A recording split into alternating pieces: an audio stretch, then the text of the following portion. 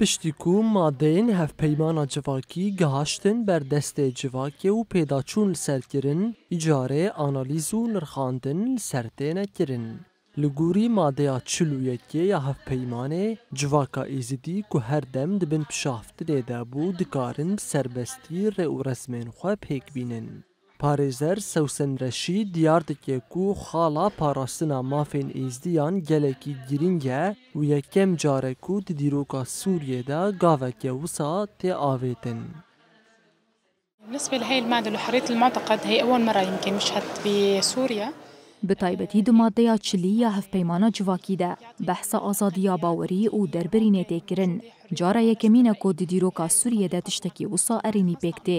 Her wiha di madeya çil û yekê de jî danpêdaneke fermî bi ola êzîdiyetiyê tê kirin. Ev jî yekem carek gaveke wisa tê avêtin. Her wisa dê zarokên êzîdî di dibistanan de hînî ola xwe bibin. Beryanaha xwendina ola îslametiyê li wan dihat firskirin lê êdî ew ê bi ola xwe bixwînin. الشعائر الخاصة فيها والطقوس طبعا بحرية أكبر. هەروەها چالاکوانê سivîl Serdar Şerîf jî didezanîn ku hevpeyman li ser hîmên perrengî û azadiyê hatiye sazkirin. أهمية المادة 40 في العقد الاجتماعي. مادەیە چلی یا هەفپەیمانە civakî gelekî girîng e.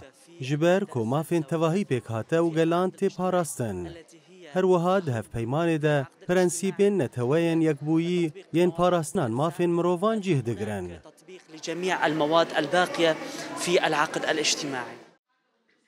Civaka êzidî ku gelê herî kevnar ê axa Mezopotamyayê rastî heftî û sê fermanên reş hatiye û bi domdarî ji mafên xwe yên jiyanî hatiye bêparkirin. Lê piştî sazkirina hevpeymana civakî, civaka êzidî geşbînin û bi dilekî germ pêşwaziyê lê dikin.